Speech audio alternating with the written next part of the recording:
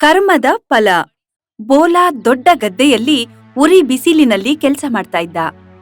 ಆಹ್, ಆಹ್, ಆಹ್. ಇಲ್ಲಿ ಹೊಲದಲ್ಲಿ ಅದೆಷ್ಟು ಕೆಲಸವಿದೆ, ಆದ್ರೆ ರಾಕೇಶ್ನಿಗೆ ಚಿಂತೆ ಇಲ್ಲ. ಬೋಲಾ ಹೊಲದಲ್ಲಿ ಕೆಲಸ ಮಾಡ್ತಿದ್ದ. ಆಗ ಅಲ್ಲಿಗೆ ಅವರ ತಂದೆ ಮನೋಹರ್ ಬರ್ತಾರೆ. ಬೋಲಾ, ಫಸಲು ಹೇಗಿದೆ ಮಗು? ಅಪ್ಪಾಜಿ, ಸ್ವಲ್ಪ ದಿನದಲ್ಲೇ ಫಸಲು ಕಟಾವಿಗೆ ಬರುತ್ತೆ. ಮತ್ತೆ ಅವನು ಕೆಲ್ಸಗಳ ರಾಕೇಶ್ ಎಲ್ಲಿದ್ದಾನೆ? ರಾಕೇಶ್ ಎಲ್ಲಿದ್ದಾನೋ ನನ್ಗೆ ತಿಳಿದಿಲ್ಲ. ದಿನಾ ಪೂರ್ತಿ ತಿರುಗಾಡ್ತಾ ಇರ್ತಾನೆ. ನಂತರ ಅಪ್ಪ ಮಗ ಇಬ್ರು ತಮ್ಮ ದೊಡ್ಡದಾದ ಮನೆ ಬಳಿ ಬರ್ತಾರೆ. ಅಲ್ ನೋಡಿದ್ರೆ ಊರಿನ ಕೆಲವು ಜನರು ನಿಂತ್ಕೊಂಡಿರ್ತಾರೆ. ಬಲರಾಮ, ನೀವೆಲ್ಲ ಇಲ್ಲಿ? ಮುಖಂಡ್ರೆ, ನೀವೇ ನಮ್ಗೆ ನ್ಯಾಯ ಕೊಡಿಸಿ. ಈ ಮಹೇಶ್ ನನ್ನ ಸ್ಕೂಟರ್ ಕದ್ದಿದ್ದಾನೆ. ನಾನು ಅವನಿಂದ ನನ್ನ ಸ್ಕೂಟರ್ ಕೇಳಿದಾಗ ಹೇಳ್ತಾನೆ, ಇವನು ಈ ಸ್ಕೂಟರ್ ನಿಮ್ ಮಗ ರಾಕೇಶ್ನಿಂದ ಖರೀದಿಸಿದ್ದೇನೆಂದು. ಮುಖಂಡ್ರೆ, ಇವನು ಸುಳ್ಳು ಹೇಳ್ತಿದ್ದಾನೆ. ಈ ಸ್ಕೂಟರ್ ಇವನದ್ದಲ್ಲ. ನಿಮ್ ಮಗ ನನ್ಗೆ ಹೇಳಿದಾನೆ ಈ ಸ್ಕೂಟರ್ ಅವನ ಗೆಳೆಯನದ್ದೆಂದು. ಆದ್ರೆ ಬಲರಾಮ್ ನನ್ ಮೇಲೆ ತಪ್ಪು ಅಪರಾಧ ಹೊರಿಸಿದ್ದಾನೆ. ಆಗ ಮನೆಯೊಳಗಿಂದ ಮನೋಹರ್ ಅವರ ದೊಡ್ಡ ಮಗ ರಾಕೇಶ್ ಬರ್ತಾರೆ. ರಾಕೇಶ್ ಅಣ್ಣ, ಕೇಳಿದ್ರ ನೀವು? ಇವನು ಬಲರಾಮ್ ಏನ್ ಹೇಳ್ತಿದ್ದಾನೆ? ಇವನು ಹೇಳ್ತಾನೆ ಈ ಸ್ಕೂಟರ್ ಅವನದ್ದೆಂದು, ಮತ್ತೆ ನಾನು ಕದ್ದಿದ್ದೇನೆಂದು. ಆದ್ರೆ ಇದನ್ನ ನಾನು ನಿಮ್ಮಿಂದ ತಗೊಂಡಿದ್ದೀನಿ. ಈಗ ನೀವೇ ಎಲ್ರಿಗೆ ಹೇಳಿ, ತಿಳಿಸಿ ನಿಜ ಏನೆಂದು. ರಾಕೇಶ್, ನೀನು ಬಲರಾಮನ ಸ್ಕೂಟರ್ ಕಳ್ಳತನ ಮಾಡಿ ಮಹೇಶ್ನಿಗೆ ಮಾರಿದ್ದೀಯೇನು? ಅಪ್ಪಾಜಿ, ಈ ಚಿಕ್ಕಾಸ್ಗೂ ಜಿಪುಣ ಮಹೇಶ್ ತರ್ಲೆ ಮಾಡ್ತಿದ್ದಾನೆ. ನಾನು ಇವನಿಗೆ ಯಾವುದೇ ಸ್ಕೂಟರ್ ಮಾರಿಲ್ಲ. ಹುಚ್ಚ ಮಹೇಶ್, ನಿನ್ಗೇನು ನಾನು ಕಳ್ಳನಂತೆ ಕಾಣ್ತೇನೋ? ಮಾಲೀಕ್ರೆ, ನೀವ್ಯಾಕೆ ಸುಳ್ಳು ಹೇಳ್ತಿದ್ದೀರಿ? ನೀವೇ ನನ್ಗೆ ಈ ಸ್ಕೂಟರ್ ಮಾರಿದ್ದಲ್ವಾ? ಮಹೇಶ್, ನಿನ್ಗೆ ಗೊತ್ತಲ್ವಾ ರಾಕೇಶ್ ನನ್ ಮಗನೆಂದು. ಮತ್ತೆ ರಾಕೇಶ್ನಿಗೆ ಹಣದ ಕೊರತೆ ಏನಿಲ್ಲ. ನೀನು ಬಲರಾಮನ ಸ್ಕೂಟರ್ ಕಳ್ಳತನ ಮಾಡಿ ನನ್ ಮಗನ ಮೇಲೆ ಆರೋಪ ಹೊರಿಸ್ತೀಯ. ಮಾತನಾಡದೆ ಬಲರಾಮನ ಸ್ಕೂಟರ್ ಹಿಂತಿರುಗಿಸು. ಮುಖಂಡ್ರೆ, ನಾನ್ ನಿಜ ಹೇಳ್ತಿದ್ದೀನಿ. ನಿಮ್ ಮಗನ ಈ ಸ್ಕೂಟರ್ 10,000ಕ್ಕೆ ಮಾರಾಟ ಮಾಡಿದ್ದಾನೆ. ನೀನ್ ಸುಳ್ಳು ಹೇಳ್ತಿದ್ದೀಯಾ? ಬಲರಾಮ್, ನಿನ್ ಸ್ಕೂಟರ್ ತಗೊಂಡು ಹೊರಡು ಇಲ್ಲಿಂದ. ಮನೋಹರ್ ತಮ್ಮ ಮಗನೊಂದಿಗೆ ಮನೆಗೆ ಹೋಗ್ತಾರೆ. ಮತ್ತೆ ಬಲರಾಮ ಮಹೇಶ್ನಿಂದ ಸ್ಕೂಟರ್ ಇಸ್ಕೊಂಡು ಹೋಗ್ತಾನೆ. ನಾನ್ ಶಾಪ ಕೊಡ್ತೇನೆ, ರಾಕೇಶ್, ನೀನೆಂದು ಸುಖವಾಗಿರಲ್ಲ. ರಾಕೇಶ್ನ ಅಪ್ಪ ಮನೋಹರ್ ಅದೇ ಊರಿನ ಮುಖ್ಯಸ್ಥರಾಗಿದ್ದಾರೆ. ಊರಿನಲ್ಲಿ ಏನೇ ತೊಂದರೆ ಸಮಸ್ಯೆ ಆದ್ರೂ ಊರಿನವರೆಲ್ಲರೂ ಆ ಸಮಸ್ಯೆಯ ಪರಿಹಾರಕ್ಕಾಗಿ ಮನೋಹರ್ ಅವರ ಮನೆ ಬಳಿ ಬರ್ತಾರೆ. ಮನೋಹರ್ ಅವರ ಬಳಿ ದೊಡ್ಡದಾದ ಬಂಗ್ಲೆ ಇತ್ತು. ಬಹಳಷ್ಟು ಜಮೀನು, ದೊಡ್ಡದಾದ ಗದ್ದೆಗಳಿದ್ವು. ಮನೋಹರ್ ಅವರ ದೊಡ್ಡ ಮಗ ಬೋಲಾ ಜಮೀನನ್ನೆಲ್ಲ ನೋಡ್ಕೊತಾ ಇದ್ರು. ಮತ್ತೆರಡನೇ ಮಗ ರಾಕೇಶ್ ಏನೂ ಕೆಲ್ಸ ಮಾಡ್ತಿರ್ಲಿಲ್ಲ. ಮಹೇಶ್ ಬೈದ ಮೇಲೆ ರಾಕೇಶ್ ಯೋಚಿಸ್ತಾನೆ, ಬಲರಾಮನ ಸ್ಕೂಟರ್ ನಾನೇ ಕಳ್ಳತನ ಮಾಡಿ ಮಹೇಶ್ನಿಗೆ 10,000ಕ್ಕೆ ಮಾರಿದ್ದೇನೆ. ಒಳ್ಳೇದಾಯ್ತು. ಅಪ್ಪಾಜಿ ಎದುರು ನನ್ ಕಳ್ಳತನ ತಿಳಿಲಿಲ್ಲ. ಇಲ್ಲಾಂದ್ರೆ ಮರ್ಯಾದೆ ಹೋಗ್ತಿತ್ತು. ಹಾಗೆ ಆ 10,000 ವಾಪಸ್ ಕೊಡ್ಬೇಕಿತ್ತು. ರಾಕೇಶ್ ಯಾವಾಗ್ಲೂ ಊರಿನವರ ವಸ್ತುಗಳನ್ನು ಕತ್ಕೊಂಡು ಬೇರೆಯವರಿಗೆ ಮಾರ್ತಿದ್ದ. ಮತ್ತೆ ಊರಿನವರೆಲ್ಲರೂ ಕೂಡ ರಾಕೇಶನ ಕಂಪ್ಲೇಂಟ್ ಅನ್ನು ಮನೋರ್ಗ್ ಹೇಳ್ತಿದ್ರು. ಆಗ ರಾಕೇಶ್ ಏನಾದ್ರೂ ಸುಳ್ಳು ಹೇಳಿ ತಪ್ಪಿಸ್ಕೊಳ್ತಿದ್ದ. ಮತ್ತೆ ಮನೋಹರ್ ಕೂಡ ತಮ್ಮ ಮಗನ ಮೇಲೆ ನಂಬಿಕೆಯಿಂದ ಅವನು ಕಳ್ಳ ಅಂತ ಒಪ್ಕೊಳ್ಳೋಕೆ ತಯಾರಾಗೇ ಇರ್ಲಿಲ್ಲ. ಅದೇ ದಿನ ರಾತ್ರಿ ಮನೋಹರ್ ಅವರು ರಾಕೇಶ್ ಅನ್ನು ಕೇಳ್ತಾರೆ, ರಾಕೇಶ್, ಇನ್ನು ಎಷ್ಟು ಕಾಲ ನೀನ್ ನಿನ್ ಜೀವನ ಹಾಳ್ ಮಾಡ್ತಾ ಇರ್ತೀಯ ಈ ರೀತಿಯ? ನಿನ್ ತಮ್ಮನನ್ನು ನೋಡು, ಅವನು ಎಲ್ಲಾ ಜವಾಬ್ದಾರಿ ಒಬ್ನೇ ನಿರ್ವಹಿಸ್ತಿದ್ದಾನೆ. ಮತ್ತೆ ನೀನೊಬ್ಬ ದಿನವಿಡೀ ಅಲೆಮಾರಿಗಳಂತೆ ಊರಿಡಿ ತಿರುಗಾಡ್ತಾ ಇರ್ತೀಯ. ಅಪ್ಪಾಜಿ, ನನ್ಗೆ ಈ ಹೊಲದ ಕೆಲಸದಲ್ಲಿ ಆಸಕ್ತಿ ಇಲ್ಲ. ರಾಕೇಶ್ ಅಂತೂ ಅಪ್ಪನ ಮಾತನ್ನು ಕೇಳ್ತಾನೆ ಇರ್ಲಿಲ್ಲ. ಇದೇ ರೀತಿ ದಿನಗಳು ಕಳೀತಾ ಇದ್ವು. ಇಲ್ಲಿ ಬೋಲಾ ತನ್ನ ಗದ್ದೆ, ಹೊಲ, ಜಮೀನಲ್ಲಿ ರಾತ್ರಿ ದಿನ ಕೆಲಸ ಮಾಡ್ತಿದ್ದ. ಮತ್ತೆ ರಾಕೇಶ್ ದಿನವೆಲ್ಲ ಅಲ್ಲಿ ಇಲ್ಲಿ ತಿರ್ಗಾಡ್ಕೊಂಡೇ ಕಾಲ ಕಳೀತಿದ್ದ. ಒಂದಿನ ರಾತ್ರಿ ಇದ್ದಕ್ಕಿದ್ದಂತೆ ಮನೋಹರ್ ಅವರ ಆರೋಗ್ಯ ಹದಗೆಡುತ್ತೆ. ಅದ್ರಿಂದ ತೀರ್ಕೊಳ್ತಾರೆ. ಕೆಲವು ದಿನಗಳ ನಂತರ ರಾಕೇಶ್ ಮತ್ತು ಬೋಲಾ ಊರಿನವರೊಂದಿಗೆ ಪಂಚಾಯಿತಿ ಕಟ್ಟೆಯಲ್ಲಿ ಕೂತ್ಕೊಂಡಿದ್ರು. ಹಳ್ಳಿಯವ್ರೆ, ಇನ್ನು ಮುಖಂಡರ ಜಾಗಕ್ಕೆ ಅವರ ಇಬ್ರು ಮಕ್ಕಳಲ್ಲಿ ಯಾರನ್ನು ಮುಖಂಡನಾಗಿಸುವುದು ಎಂಬ ನಿರ್ಧಾರ ನಾವು ತಗೊಳ್ಳೇಬೇಕಾಗುತ್ತೆ. ತಿಳಿಸಿ, ಯಾರನ್ನು ಮುಖಂಡನಾಗಿಸೋದು? ಭೋಲಾನನ್ನ ಅಥವಾ ರಾಕೇಶ್ನನ್ನ? ನನ್ ಪ್ರಕಾರ ರಾಕೇಶ್ ನನ್ನೇ ಮುಖ್ಯಸ್ಥನನ್ನಾಗಿ ಮಾಡ್ಬೇಕು. ಯಾಕಂದ್ರೆ ರಾಕೇಶ್ ದೊಡ್ಡ ಮಗ. ಮನೋಹರ್ ಅವರ ದೊಡ್ಡ ಮಗ ರಾಕೇಶ್ ಆಗಿದ್ರಿಂದ ಊರಿನವರು ರಾಕೇಶ್ನನ್ನೇ ಮುಖ್ಯಸ್ಥನಾಗಿ ಮಾಡ್ತಾರೆ. ಇದಂತೂ ಅದ್ಭುತವಾಯ್ತು. ಇಡೀ ಹಳ್ಳಿ ಈಗ ನನ್ ಕೈಗೆ ಬಂದಿದೆ. ಇನ್ನು ನಾನು ಕೋಟ್ಯಾಧೀಶ ಆಗೋದನ್ನ ಯಾರಿಂದಲೂ ತಡೆಯಲು ಸಾಧ್ಯವಿಲ್ಲ. ಪಂಚಾಯಿತಿಯಿಂದ ಮನೆಗ್ ಹೋದ್ ಕೂಡ್ಲೆ ಬೋಲಾ ರಾಕೇಶ್ಗೆ ಹೇಳ್ತಾನೆ, ರಾಕೇಶ್, ಇಷ್ಟರವರೆಗೆ ಅಪ್ಪಾಜಿ ಪ್ರಾಮಾಣಿಕವಾಗಿ ಹಳ್ಳಿಯವರಿಗೆ ನ್ಯಾಯ ನೀಡ್ತಾ ಬಂದಿದ್ದಾರೆ. ಇನ್ನು ನೀವು ಸಹ ಇವರೆಲ್ಲರಿಗೆ ನ್ಯಾಯ ನೀಡಿ. ನ್ಯಾಯ? ಬೋಲಾ, ನೀನಿನ್ನು ನೋಡ್ತಾ ಇರು, ಈ ಹಳ್ಳಿಯವರನ್ನ ನಾನು ಹೇಗೆ ಮೂರ್ಖನಾಗಿಸುತ್ತೇನೆಂದು. ಹಾಗೆ ಹೇಗೆ ಇವರು ಎಲ್ಲವನ್ನು ಕಸಿದ್ಕೊಳ್ತೇನೆ ನಾನು. ಮರುದಿನ ರಾಕೇಶ್ ತನ್ನ ಇಬ್ರು ಗೆಳೆಯರೊಂದಿಗೆ ಊರಿನ ರೋಹನ್ ಎಂಬ ಹೆಸರಿನ ಜಮೀನ್ ಬಳಿ ಬರ್ತಾರೆ. ರೋಹನ್ ಜಮೀನಲ್ಲಿ ಕೆಲಸ ಮಾಡ್ತಿದ್ದ. ರೋಹನ್, ಈ ಗದ್ದೆ ಯಾರ್ದು? ಮುಖಂಡ್ರೆ, ಈ ಗದ್ದೆ ನಂದು.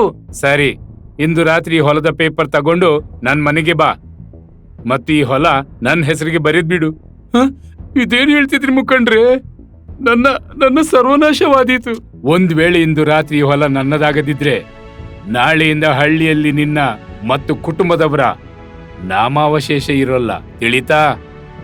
ಅವನನ್ನು ಹೆದರಿಸಿ ರಾಕೇಶ್ ಅಲ್ಲಿಂದ ಹೊರಟೋಗ್ತಾನೆ.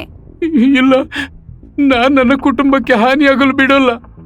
ನಾನೀ ಹೊಲ ಮುಖಂಡ್ರ ಹೆಸರಿಗೆ ಬರಿತೀನಿ. ಇದೇ ರೀತಿ ರಾಕೇಶ್ ಊರಿನವರೆಲ್ಲರ ಬಳಿ ಹೋಗಿ ಅವರಿಂದ ಸಂಪತ್ತು, ಆಸ್ತಿ, ಮನೆ, ಗದ್ದೆ ಎಲ್ಲವನ್ನೂ ತನ್ನ ಹೆಸರಿಗೆ ಮಾಡ್ಕೋತಾನೆ. ಎಲ್ರೂ ರಾಕೇಶ್ಗೆ ಹೆದರ್ಕೊಂಡು ತಮ್ಮ ಎಲ್ಲಾ ಆಸ್ತಿಯನ್ನು ರಾಕೇಶ್ನ ಹೆಸರಿಗೆ ಮಾಡ್ತಾರೆ. ಒಂದಿನ ರಾತ್ರಿ ಊರಿನ ಕೆಲವರು ರಾಕೇಶ್ನ ಬಳಿಗೆ ತಮ್ಮ ಆಸ್ತಿಯ ಪೇಪರ್ ಅನ್ನು ತಗೊಂಡ್ ಬಂದು ಎಲ್ಲವನ್ನೂ ರಾಕೇಶ್ನ ಹೆಸರಿಗೆ ಮಾಡ್ತಾರೆ. ಅಣ್ಣ, ಹಳ್ಳಿಯವರು ಅವರ ಹೊಲದ ಪೇಪರ್ ನಿಮ್ಗೆ ಹಾಕಿ ಕೊಡ್ತಿದ್ದಾರೆ. ನೀವೆಲ್ಲಾದ್ರೂ ಇವ್ರೊಂದಿಗೇನು ತಪ್ಪು ಮಾಡಿಲ್ವಲ್ಲ?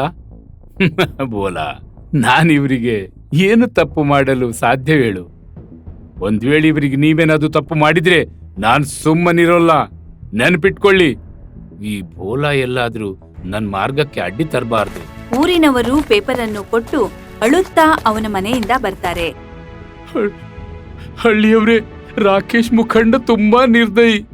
ಇವನು ನಮ್ಮ ಇಡೀ ಜೀವನದ ಸಂಪತ್ತು ನಮ್ಮಿಂದ ಕಸಿದ್ಕೊಂಡಿದ್ದಾನೆ. ಇವನು ಹಳ್ಳಿಯ ಮುಖಂಡನಾಗಿ ನಮ್ಮನ್ನೆಲ್ಲ ಕೊಳ್ಳೆ ಹೊಡೆಯುತ್ತಿದ್ದಾನೆ. ಬಡವರಾದಂತಹ ಊರಿನವರು ರಾಕೇಶ್ ಕಂತೂ ಬಹಳ ಹೆದರ್ಕೊಳ್ತಿದ್ರು.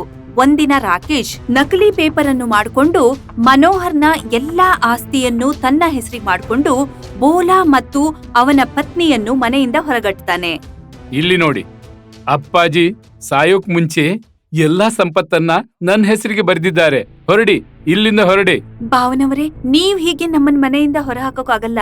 ಈ ಮನೆಯಲ್ಲಿ ಬೋಲಾ ಅವ್ರಿಗೂ ಸಮನಾದ ಹಿಸ್ಸೆ ಬರ್ಬೇಕು. ನಿನ್ಗೆ ಕೇಳಿಸ್ಲಿಲ್ವಾ ನಾನು ಹೇಳಿದ್ದು? ಈ ಪೇಪರ್ ನೋಡು, ಇದ್ರಲ್ಲಿ ಸ್ಪಷ್ಟವಾಗಿ ಬರೆದಿದೆ, ಅಪ್ಪಾಜಿ ಅವರ ಎಲ್ಲಾ ಸಂಪತ್ತು ಕೇವಲ ನನ್ಗೆ ನೀಡಿದ್ದಾರೆ. ಸಾಕಿನ್ನು ಹೊರಡಿ ಇಲ್ಲಿಂದ. ಅಣ್ಣ, ಹಾಗೆ ಮಾಡಬೇಡಿ. ನಾವೆಲ್ಲಿ ಹೋಗ್ಲಿ? ನಿನ್ಗೆ ಗೊತ್ತಲ್ವಾ, ಹಳ್ಳಿಯ ಹೊರಗಡೆ ಅಪ್ಪಾಜಿಯವರ ಒಂದ್ ಸಣ್ಣ ಗುಡಿಸಲಿದೆ. ನಾನು ಆ ಗುಡಿಸಲು ನಿನ್ಗೆ ಕೊಡ್ತೇನೆ. ಇನ್ನು ನೀನು ಅಲ್ಲಿ ಹೋಗಿ ಜೀವಿಸಬಹುದು. ಹೊರಡು ಬೇಗ ಇಲ್ಲಿಂದ. ಬೋಲಾ ಮತ್ತು ಸಾಧನಾ ಮನೆಯಿಂದ ಹೊರಗಡೆ ಬರ್ತಾರೆ.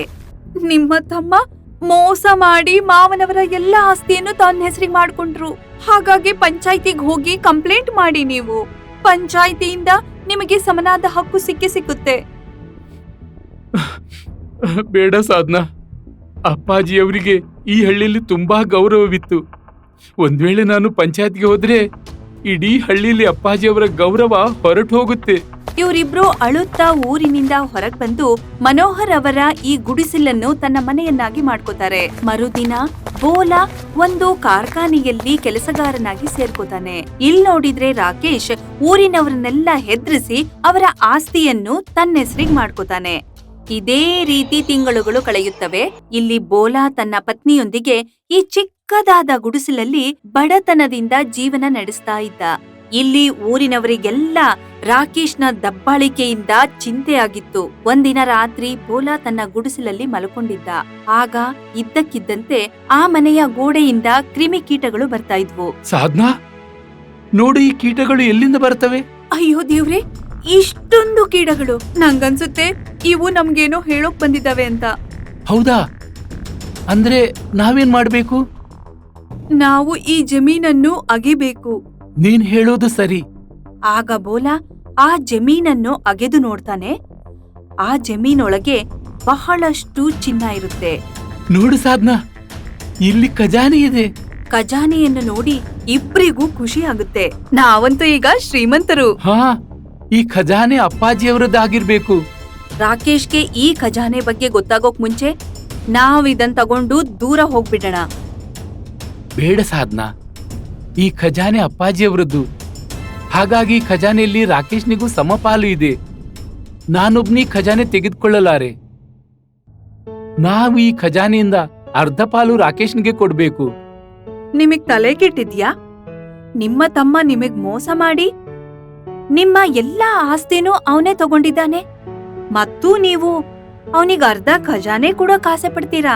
ಯಾಕೆಂದ್ರೆ ಈ ಖಜಾನೆಯಲ್ಲಿ ರಾಕೇಶ್ನದ್ದು ಸಮಪಾಲು ಇದೆ. ನಾವು ಈ ಖಜಾನೆ ಒಬ್ಬನೇ ತೆಗೆದುಕೊಳ್ಬಾರ್ದು.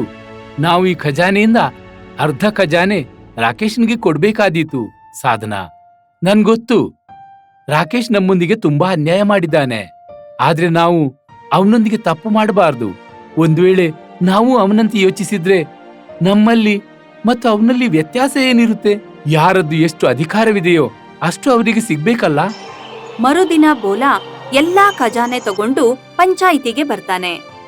ಮತ್ತೆ ರಾಕೇಶ್ನನ್ನು ಕರೀತಾನೆ. ಮತ್ತೆ ತನ್ನ ತಂದೆಯ ಖಜಾನೆಯ ಬಗ್ಗೆ ಎಲ್ಲರಿಗೂ ಹೇಳ್ತಾನೆ.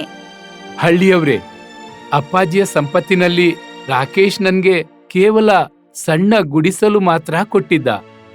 ಆದ್ರೆ ಆ ಮನೆಯಿಂದ ನನ್ಗೆ ನನ್ನ ಅಪ್ಪಾಜಿಯ ಈ ಖಜಾನೆ ಸಿಕ್ಕಿತು.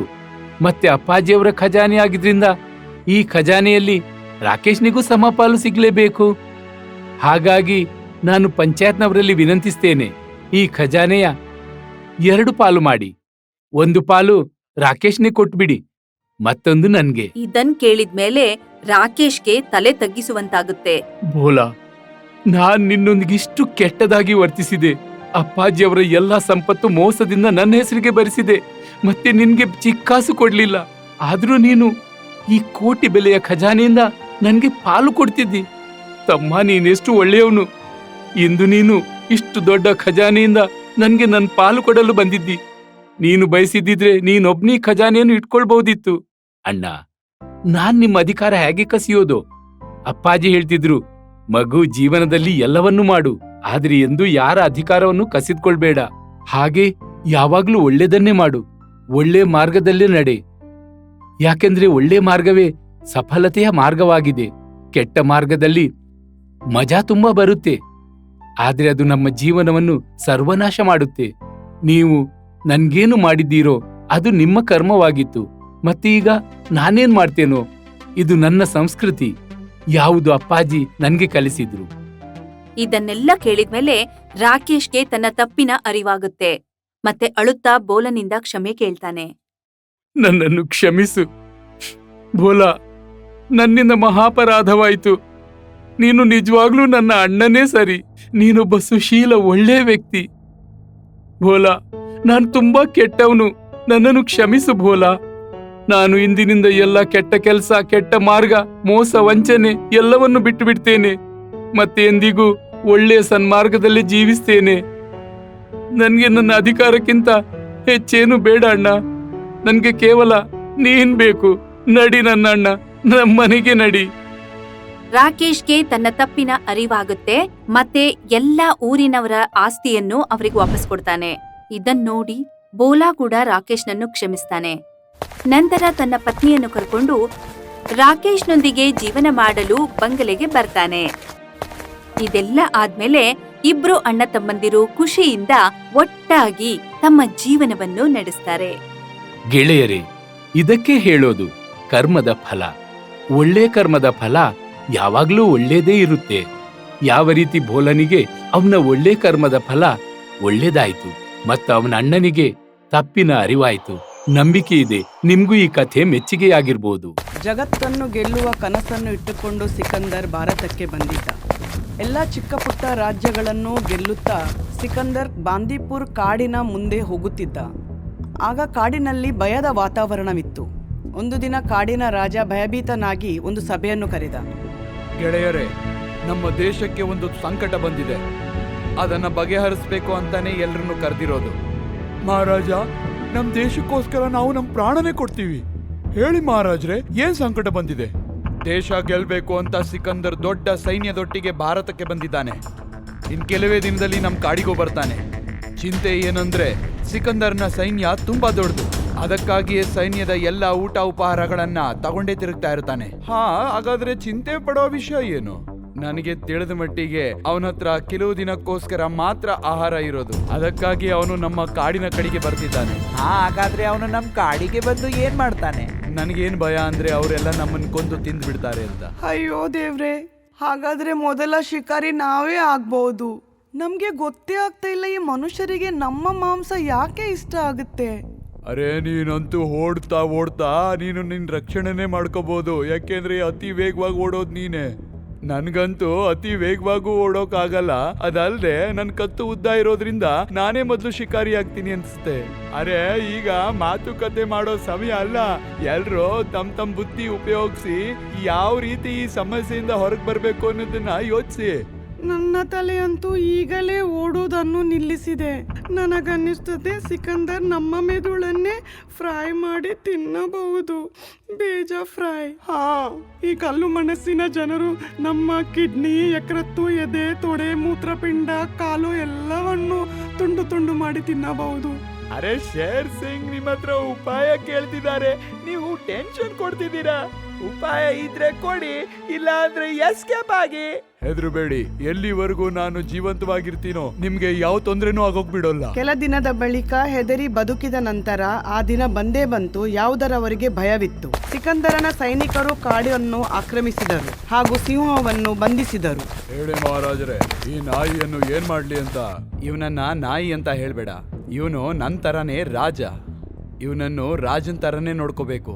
ನಿನಗೆ ಗೊತ್ತು ತಾನೇ ನಮ್ ಸೈನ್ಯಕ್ಕೆ ತುಂಬಾ ಆಹಾರ ಬೇಕು ಅಂತ. ಅದ್ರ ವ್ಯವಸ್ಥೆನ ಇವನಿಂದಲೇ ಮಾಡೋಕ್ಕಾಗೋದು. ಆಮೇಲೆ ಸಿಕಂದರ ಸಿಂಹನಿಗೆ ಹೇಳಿದ, ನೋಡು ಶೇರ್ ಸಿಂಗ್, ನಾವು ಕೆಲವು ದಿನ ಮಾತ್ರ ಇಲ್ಲಿರೋದು.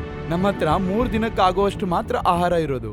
ಆದ್ರಿಂದ ನಿನ್ನ ಹತ್ರ ಬರೀ 3 ದಿನದ ಅವಕಾಶ ಇದೆ. ನಾನೇನ್ ಹೇಳ್ತಾ ಇದ್ದೀನಿ ಅಂದ್ರೆ 3 ದಿನ ಆದ್ಮೇಲೆ ನಮ್ ಸೈನ್ಯಕ್ಕೆ ಸಾವಿರ ಪ್ರಾಣಿಗಳನ್ನ ತರಿಸ್ಬೇಕಾಗುತ್ತೆ. ಅದ್ರ ವ್ಯವಸ್ಥೆ ನೀನ್ ಮಾಡ್ಬೇಕು. ಪ್ರಾಣಿಗಳು ಬರ್ತಾ ಇದ್ರೆ ನೀನು ಉಳಿತೀಯ. ಯಾವ ದಿನ ನಾನು ಹಸುವಿನಿಂದ ಇರ್ತೀನೋ ಅವತ್ ನಿನ್ನನ್ನು ಕೊಂದು ತಿಂತೀನಿ. ಸಿಂಹವನ್ನು ಮುಂದಿಟ್ಟುಕೊಂಡು ಸಿಕಂದರ್ ಇಟ್ಟ ಬೇಡಿಕೆ ಬೆಂಕಿಯ ಹಾಗೆ ಇಡೀ ಕಾಡಿಗೆ ಹರಡಿತು. ಗೆಳೆಯರೇ, ಸಿಕಂದರ್ ಶೇರ್ ಸಿಂಗ್ ನ ಸೆರೆ ಹಿಡ್ಕೊಬಿಟ್ಟಿದ್ದಾನೆ. ಈಗ ನಾವು ಉಳಿಯೋದಂತೂ ಸಾಧ್ಯನೇ ಇಲ್ಲ. ಸಿಕಂದರ್ 3 ದಿನದ ಅವಕಾಶ ಕೊಟ್ಟಿದ್ದಾನೆ. 4ನೇ ದಿನದಿಂದ ಶೇರ್ ಸಿಂಗ್ ಏನಾದ್ರೂ 1000 ಪ್ರಾಣಿಗಳನ್ನ ಕೊಡದೇ ಇದ್ರೆ ಶೇರ್ ಸಿಂಗ್ ನ ಕೊಂದ್ಬಿಡ್ತಾನೆ. ಮರುದಿನ ಸಿಕಂದರ್ ಸಿಂಹಗೆ ಹೇಳ್ತಾನೆ, ಹೇಳು ಶೇರ್ ಸಿಂಗ್, ಏನ್ ಯೋಚಿಸಿದ್ದೀಯಾ? ಬದುಕ್ಬೇಕೋ ಅಥವಾ ಸಾಯ್ಬೇಕು? ನನ್ನನ್ನು ಸಾಯಿಸೋನು ಇನ್ನು ಭೂಮಿ ಮೇಲೆ ಹುಟ್ಟಿಲ್ಲ. ಸಾಯಿಸೋನ್ಗಿಂತ ಉಳಿಸೋನೇ ದೊಡ್ಡವನಾಗಿರ್ತಾನೆ ಸಿಕಂದರ್. ಸರಿಯಾಗಿ ಹೇಳ್ದೆ ನೀನು. ಉಳಿಸೋನೇ ದೊಡ್ಡವನಾಗಿರ್ತಾನೆ ಅಂದ್ರೆ ನಾನೇ ನಿನ್ನನ್ನು ಸಾಯಿಸ್ಬೋದು, ನಾನೇ ನಿನ್ನನ್ನು ಉಳಿಸ್ಬೋದು. ತಪ್ಪು. ಉಳಿಸೋನಂತೂ ದೇವ್ರು. ಅವನ್ ನಿರ್ಣಯದ ಮುಂದೆ ನೀನ್ ನನ್ನನ್ನು ಮುಟ್ಟೋಕ್ಕೂ ಆಗಲ್ಲ ಸಿಕಂದರ್. ಮೂರ್ಖ ಪ್ರಾಣಿ, ಈ ದೇವ್ರು ಅನ್ನೋದು ಏನೂ ಇಲ್ಲ. ಮೂರ್ಖ ಅಂತೂ ನೀನು ಸಿಕಂದರ್. ನಿನಗೆ ಗೊತ್ತು ತಾನೇ ನಾನು ದುರ್ಗಾದೇವಿಯ ವಾಹನ ಅಂತ. ತಾಯಿ ಯಾವುದೇ ರೂಪದಲ್ಲಾದ್ರೂ ಬಂದು ಕಾಪಾಡ್ತಾಳೆ. ನೋಡ್ತಾ ಇರು. ಹಾಗಾದ್ರೆ ನಿನಗೆ ನಿನ್ ದೇವಿ ಮೇಲೆ ತುಂಬಾ ಭರವಸೆ ಇದೆ ಅಲ್ವಾ? ನೀನ್ ಈ ಭರವಸೆನ ಮುರಿಯೋಕೆ ನಿನ್ಗೊಂದು ಚಾಲೆಂಜ್ ಕೊಡ್ತೀನಿ. 2 ದಿನದಲ್ಲಿ ನೀನು ಅಥವಾ ನಿನ್ ಕಾಡಿನ ಪ್ರಾಣಿಗಳು ಯಾರಾದ್ರೂ ನನ್ನ ಪ್ರಶ್ನೆಗೆ ಸರಿಯಾಗಿ ಉತ್ತರ ಕೊಟ್ರೆ ನಾನು ಇಲ್ಲಿಂದಲೇ ಹೊರಟೋಗ್ಬಿಡ್ತೀನಿ. ಹೇಳು ನಿನ್ ಪ್ರಶ್ನೆ ಏನು ಅಂತ. ನನ್ನ ಮೊದಲನೇ ಪ್ರಶ್ನೆ ಏನಂದ್ರೆ ನಿನ್ ದೇವ್ರು ಎಲ್ಲಿದ್ದಾನೆ ಅಂತ. ಅವನು ಇದ್ದಾನೆ ಅಂತ ನೀನು ಯಾವ ರೀತಿ ದೃಢಪಡಿಸ್ತೀಯ? ನನ್ನ 2ನೇ ಪ್ರಶ್ನೆ ಏನಂದ್ರೆ ನಿನ್ ದೇವ್ರು ಏನ್ ತಿಂತಾನೆ ಅಂತ. ನನ್ನ 3ನೇ ಪ್ರಶ್ನೆ ಏನಂದ್ರೆ ನಿನ್ ದೇವ್ರು ಏನ್ ಮಾಡ್ತಾನೆ ಅಂತ. ಈಗ ಹೇಳು ನಿನ್ ದುರ್ಗಾ ಮಾತೆಗೆ ನಿನ್ನನ್ನು ಕಾಪಾಡೋದು ಇದ್ರೆ ಕಾಪಾಡ್ಲಿ ಅಂತ. ಸಿಕಂದರನ 3 ಪ್ರಶ್ನೆಗಳ ಬಗ್ಗೆ ಕಾಡಿನ ಪ್ರಾಣಿಗಳಿಗೆ ತಿಳಿದಾಗ ಎಲ್ಲ ಪ್ರಾಣಿಗಳು ಚಿಂತಿತರಾಗುತ್ತಾರೆ.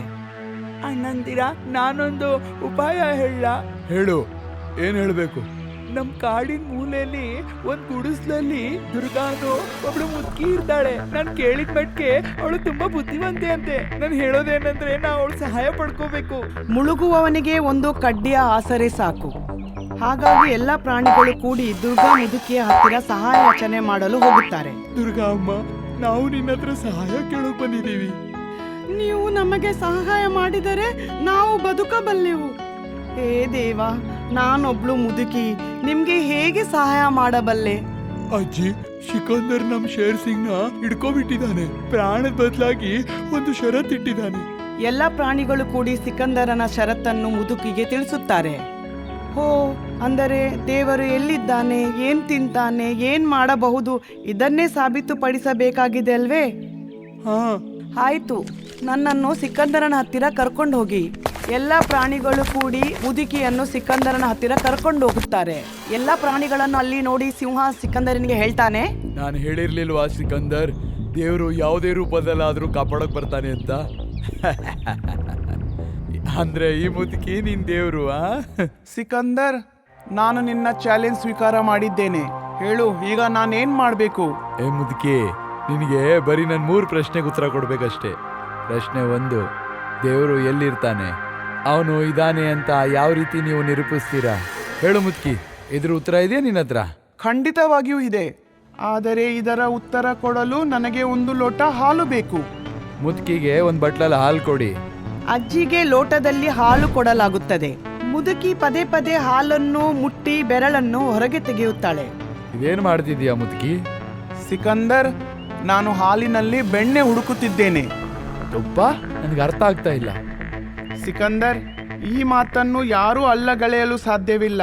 ಹಾಲಿನಿಂದಲೇ ಬೆಣ್ಣೆ ಬರುತ್ತದೆ, ಅಂದ್ರೆ ಹಾಲಿನಲ್ಲೇ ಬೆಣ್ಣೆ ಇದೆ. ಆದರೆ ಅದನ್ನು ಸಾಬೀತುಪಡಿಸಲು ಮೊದಲು ಹಾಲನ್ನು ಬಿಸಿ ಮಾಡಬೇಕಾಗುತ್ತದೆ, ನಂತರ ಮೊಸರು ಮಾಡಬೇಕಾಗುತ್ತದೆ, ಮತ್ತೆ ಆ ಮೊಸರನ್ನು ಹೊಡೆದು ಅದರೊಳಗಿಂದ ಬೆಣ್ಣೆ ತೆಗೆಯಲಾಗುತ್ತದೆ. ಬೆಣ್ಣೆಯನ್ನು ಬಿಸಿ ಮಾಡಿ ಮತ್ತೆ ಅದರೊಳಗಿಂದ ತುಪ್ಪವನ್ನು ತೆಗೆಯುತ್ತಾರೆ. ಹಾಗೇನೆ ದೇವರು ಕಣ ಕಣದಲ್ಲೂ ಇದ್ದಾರೆ. ಆದರೆ ಅವನ ಅಸ್ತಿತ್ವವನ್ನು ಸಾಬೀತುಪಡಿಸಲು ಮನುಷ್ಯರಿಗೆ ತಪಸ್ಸು, ಪೂಜೆ ಹಾಗೂ ತ್ಯಾಗದ ಜ್ವಾಲೆಯಲ್ಲಿ ಬೇಯಬೇಕಾಗುತ್ತದೆ. ಮತ್ತೆ ಜ್ಞಾನ ಸಿಕ್ಕ ನಂತರ ಆ ಮನುಷ್ಯ ಸೂಫಿ, ಸಂತ ಮತ್ತು ಪವಿತ್ರನಾಗುತ್ತಾನೆ. ಆಗ ಅವನಿಗೆ ದೇವರು ಕಂಡುಬರುತ್ತಾನೆ. ಇದೇ ರೀತಿ ದೇವರ ಅಸ್ತಿತ್ವವನ್ನು ಸಾಬೀತುಪಡಿಸಬಹುದು. ವಾ ಮುದುಕಿ, ದೇವರು ಭೂಮಿ ಮೇಲಿದ್ದಾನೆ ಅನ್ನೋದನ್ನ ನಿರ್ಣಯಿಸುವುದಕ್ಕೆ ನಿನ್ನ ಉದಾಹರಣೆ ಮೆಚ್ಚುವಂಥದ್ದು. ಸಿಕಂದರನ ಬಾಯಿಂದ ಮುದುಕಿಯ ಪ್ರಶಂಸೆ ಕೇಳಿ ಎಲ್ಲ ಪ್ರಾಣಿಗಳು ಸಂತೋಷಗೊಳ್ಳುತ್ತಾರೆ. ನಿನ್ನ 2ನೇ ಪ್ರಶ್ನೆ ಏನು ಸಿಕಂದರ? ನನ್ನ 2ನೇ ಪ್ರಶ್ನೆ ಅಂದ್ರೆ ದೇವರು ಏನ್ ತಿಂತಾನೆ ಅಂತ. ನನ್ನ ದೇವರು ಹಠ, ಗರ್ವ ಹಾಗೂ ಅಹಂಕಾರವನ್ನು ತಿನ್ನುತ್ತಾನೆ. ಕಂಸನ ಅತ್ಯಾಚಾರ ಹಾಗೂ ರಾವಣನ ಅಹಂಕಾರ ದೇವರು ಹೇಗೆ ತಿಂದನೆಂದು ಇಡೀ ಲೋಕಕ್ಕೆ ಗೊತ್ತಿದೆ. ಹಾಗಾಗಿ ನಾನು ಹೇಳೋದೇನೆಂದರೆ ದೇವರು ಅತ್ಯಾಚಾರ ಹಾಗೂ ಅಹಂಕಾರವನ್ನು ತಿನ್ನುತ್ತಾನೆ. ಮುದುಕಿಯ ಉತ್ತರವನ್ನು ಕೇಳಿ ಸಿಕಂದರ್ ಸಂತೋಷಗೊಳ್ಳುತ್ತಾನೆ. ಅಜ್ಜಿ, ನೀನಂತೂ ತುಂಬಾ ಬುದ್ಧಿವಂತೆ. ಆದ್ರೆ ನಾನು ಅನ್ಕೋತೀನಿ ನನ್ನ 3ನೇ ಪ್ರಶ್ನೆಗೆ ಉತ್ತರ ಕೊಡೋಕ್ಕಾಗಲ್ಲ ಅಂತ. ಯಾಕೆಂದ್ರೆ ನನ್ನ 3ನೇ ಪ್ರಶ್ನೆ ಏನಂದ್ರೆ ದೇವರು ಏನ್ ಮಾಡೋಕ್ ಸಾಧ್ಯ? ದೇವರು ಏನು ಮಾಡಬಹುದು ಇದನ್ನು ಸಾಬೀತುಪಡಿಸುವುದು ತುಂಬಾ ಕಷ್ಟದ ಕೆಲಸ. ಆದ್ದರಿಂದ ಪ್ರಶ್ನೆಯನ್ನು ಕೇಳಿ ಎಲ್ಲ ಪ್ರಾಣಿಗಳು ಚಿಂತಿತಗೊಳ್ಳುತ್ತಾರೆ. ಏನ್ ಯೋಚನೆ ಮಾಡ್ತಿದ್ಯಾ ಮುದುಕಿ? ಇದೆಯಾ ನಿನ್ನ ಹತ್ರ ಉತ್ತರ? ಒಂದ್ ವೇಳೆ ನಿನ್ನ ಹತ್ರ ನನ್ನ ಪ್ರಶ್ನೆಗೆ ಉತ್ತರ ಇಲ್ಲ ಅಂದ್ರೆ ನಾನು ಕಾಡಲ್ಲಿರೋವರೆಗೂ ಪ್ರತಿ ದಿನ 1000 ಪ್ರಾಣಿಗಳನ್ನ ಕಳಿಸ್ಬೇಕಾಗುತ್ತೆ. ಇಲ್ಲ ಅಂದ್ರೆ ಶೇರ್ ಸಿಂಗ್ ನ ಕೊಲ್ಬೇಕಾಗುತ್ತೆ. ಸಿಕಂದರನ ಬೆದರಿಕೆ ಕಂಡು ಎಲ್ಲರೂ ಹೆದರಿಕೊಳ್ಳುತ್ತಾರೆ. ಆಗ ಆ ಮುದುಕಿ ಹೇಳುತ್ತಾಳೆ, ಮಗ, ನೀನು ನೋಡಿದ ದೀಪಾವಳಿಗಿಂತ ಹೆಚ್ಚು ಪಟಾಕಿಗಳನ್ನು ನಾನು ಹೊಡೆದಿದ್ದೇನೆ. ಡೈಲಾಗ್ ಬೇಡ ಮುದುಕಿ, ನನ್ಗೆ ಉತ್ತರ ಬೇಕು. ಉತ್ತರ ಇದ್ರೆ ಕೊಟ್ಟು ನಿನ್ ಶೇರ್ ಸಿಂಗ್ ನ ಉಳಿಸ್ಕೋ. ಹಾಗಾದರೆ ನಿನ್ನ ಪ್ರಶ್ನೆ ದೇವರು ಏನ್ ಮಾಡಬಹುದು ಅಲ್ವಾ? ಆದರೆ ಈ ಪ್ರಶ್ನೆಯ ಉತ್ತರಕ್ಕಾಗಿ ನಿನಗೆ ನನ್ನ ಸ್ಥಳದಲ್ಲಿ ನಿಲ್ಲಬೇಕಾಗಬಹುದು ಹಾಗೂ ನನಗೆ ನಿನ್ನ ಸ್ಥಳದಲ್ಲಿ ನಿಲ್ಲಬೇಕಾಗುತ್ತದೆ. ಹೇಳು, ನೀನ್ ತಯಾರಿದ್ದೀಯಾ? ಮುದುಕಿಯ ಉತ್ತರ ಕೇಳಿ ಎಲ್ಲರೂ ಬೆಚ್ಚಿ ಬೀಳುತ್ತಾರೆ. ನಿನ್ನ ಉತ್ತರ ಕೇಳಬೇಕು ಮುದುಕಿ. ಅದಕ್ಕಾಗಿ ನಿನ್ನ ಷರತ್ತನ್ನ ಒಪ್ಕೋತೀನಿ. ನಾನು ಬರ್ತಾ ಇದ್ದೀನಿ ನಿನ್ನ ಜಾಗಕ್ಕೆ, ನೀನು ಬಾ ನನ್ನ ಜಾಗಕ್ಕೆ. ದೇಶವಿಡೀ ಗೆಲ್ಲೋ ಈ ಸಿಕಂದರ್ನ ಸಿಂಹಾಸನಕ್ಕೆ ನಾನು ನಿನ್ನನ್ನು ಸ್ವಾಗತಿಸುತ್ತಿದ್ದೇನೆ. 3ನೇ ಪ್ರಶ್ನೆಯ ಉತ್ತರಕ್ಕಾಗಿ ಸಿಕಂದರ್ ಮುದುಕಿಯ ಸ್ಥಳಕ್ಕೆ ಬಂದು ನಿಲ್ಲುತ್ತಾನೆ. ಮತ್ತೆ ಮುದುಕಿ ಹೋಗಿ ಸಿಕಂದರನ ಸ್ಥಳದಲ್ಲಿ ನಿಲ್ಲುತ್ತಾಳೆ ಹಾಗೂ ಗರ್ವದಿಂದ ಹೇಳುತ್ತಾಳೆ, ಸಿಕಂದರ್, ನಿನ್ನ ಪ್ರಶ್ನೆ ಇತ್ತು ದೇವರು ಏನು ಮಾಡಬಲ್ಲ ಎಂದು. ನನ್ನ ಉತ್ತರ, ದೇವರು ಕ್ಷಣದಲ್ಲಿ ನಿನ್ನಂಥ ಸಿಕಂದರನನ್ನು ಆಕಾಶದಿಂದ ಭೂಮಿಗೆ ತರಬಲ್ಲ ಹಾಗೂ ನನ್ನಂಥ ಮುದುಕಿಯನ್ನು ಸಿಕಂದರನ ಆಸನದಲ್ಲಿ ಕ್ಷಣದಲ್ಲಿ ಕೂಡಿಸಬಹುದು. ಮುದುಕಿಯ ಉತ್ತರ ಕೇಳಿ ಸಿಕಂದರ ಸಂತೋಷಗೊಳ್ಳುತ್ತಾನೆ ಹಾಗೂ ಘೋಷಣೆ ಮಾಡುತ್ತಾನೆ, ಯಾವ ದೇಶದ ಜನರು ಎಷ್ಟು ಬುದ್ಧಿವಂತರಾಗಿದ್ದಾರೋ ಅವರನ್ನ ಸೋಲಿಸಿ ನಾನು ಗೆಲ್ಲೋಕ್ ಸಾಧ್ಯವಿಲ್ಲ. ಆದ್ರಿಂದ ಇವತ್ತೇ ನಿಮ್ ದೇಶನ ಬಿಟ್ಟು ಹೋಗ್ತೀನಿ. ಆಮೇಲೆ ಕಾಡಿನ ರಾಜನನ್ನು ಬಂಧ ಮುಕ್ತಗೊಳಿಸಿ ಸಿಕಂದರ್ ತನ್ನ ಸೈನ್ಯದೊಂದಿಗೆ ತನ್ನೂರಿಗೆ ಪ್ರಯಾಣ ಬೆಳೆಸುತ್ತಾನೆ. ಮರುದಿನ ಸಿಂಹ ಪುನಃ ಎಲ್ಲ ಪ್ರಾಣಿಗಳ ಸಭೆ ಕರೆಯುತ್ತಾನೆ. ಗೆಳೆಯರೇ, ನಮ್ ಕಾಡಿಗೆ ಸಮಸ್ಯೆ ಬಂದಾಗ ನೀವೆಲ್ಲ ಒಗ್ಗಟ್ಟಿನಿಂದ ಇದ್ದು ಹೋರಾಡಿದ್ರಿ. ಅದಕ್ಕೆ ನಾನು ನಿಮ್ಮನ್ನೆಲ್ಲ ಪ್ರಶಂಸುತ್ತೇನೆ. ಅದಲ್ಲದೆ ನಾವೆಲ್ಲರೂ ಒಟ್ಟಿ ಕೂಡಿ ಆ ಅಜ್ಜಿನ ಗೌರವಿಸಬೇಕು ಅಂದ್ಕೋತೀನಿ. ಎಲ್ಲರೂ ಕೂಡಿ ಆ ಮುದುಕಿಯ ಮನೆಗೆ ಹೋಗುತ್ತಾರೆ. ಆಗ ಅವರ ಮನೆಯ ಹೊರಗೆ ಒಂದು ನಾಯಿ ನಿಂತಿರುತ್ತದೆ. ಟಾಮಿ, ಅಜ್ಜಿನ ಕರಿ, ನಾವೆಲ್ಲರೂ ಅವರನ್ನ ಗೌರವಿಸಬೇಕು. ಗೌರವ ಯಾವುದಕ್ಕೆ ಮಹಾರಾಜ? ಅದೇನಂದ್ರೆ ನೆನ್ನೆ ನಿಮ್ಮ ಅಜ್ಜಿ ನಮ್ಮೆಲ್ಲರೂ ಪ್ರಾಣ ಉಳಿಸಿದ್ದಾರೆ, ಅದಕ್ಕಾಗಿ ಗೌರವಿಸೋಕೆ ಬಂದಿದ್ದೀವಿ. ಇದೇನ್ ಹೇಳ್ತಿದ್ದೀರಾ ಶೇರ್ ಸಿಂಗ್? ಅಜ್ಜಿ ಅಂತೂ 10 ದಿನದಿಂದ ಹೊರಗೋಗಿದ್ದಾರೆ. ಏನು? ಟಾಮಿಯ ಮಾತನ್ನು ಕೇಳಿ ಎಲ್ಲರೂ ಬೆಚ್ಚಿ ಬೀಳುತ್ತಾರೆ. ಆದರೆ ಸಿಂಹನಿಗೆ ಗೊತ್ತಾಗುತ್ತದೆ ಏನೆಂದರೆ ತಾಯಿ ದುರ್ಗಾದೇವಿಯೇ ಬಂದು ಎಲ್ಲರ ಪ್ರಾಣವನ್ನು ಉಳಿಸಿಕೊಟ್ಟಿದ್ದಾರೆ. ಗೆಳೆಯರೇ, ಏನಾದ್ರೂ ಅರ್ಥ ಆಯ್ತಾ? ದುರ್ಗಾ ಅಜ್ಜಿ ಅಂತೂ 10 ದಿನದಿಂದ ಪಟ್ಟಣಕ್ಕೆ ಹೋಗಿದ್ದಾರೆ. ಹಾಗಾದರೆ ನಮ್ಮನ್ನು ಉಳಿಸಲು ಯಾರು ಬಂದಿದ್ದರು? ನಮ್ಮನ್ ಕಾಪಾಡೋಕೆ ಅಜ್ಜಿ ರೂಪದಲ್ಲಿ ತಾಯಿ ದುರ್ಗಾ ಮಾತೆನೆ ಬಂದಿರೋದು. ದುರ್ಗಾ ಮಾತೆಗೆ ಜೈ! ಈ ಕಥೆಯಿಂದ ನಮಗೆ ತಿಳಿಯುವುದೇನೆಂದರೆ, ಕಷ್ಟದ ಸಮಯದಲ್ಲಿ ನಾವು ಅದನ್ನು ಎದುರಿಸಿದರೆ ದೇವರೂ ನಮಗೆ ಸಹಾಯವನ್ನು ಮಾಡುತ್ತಾರೆ.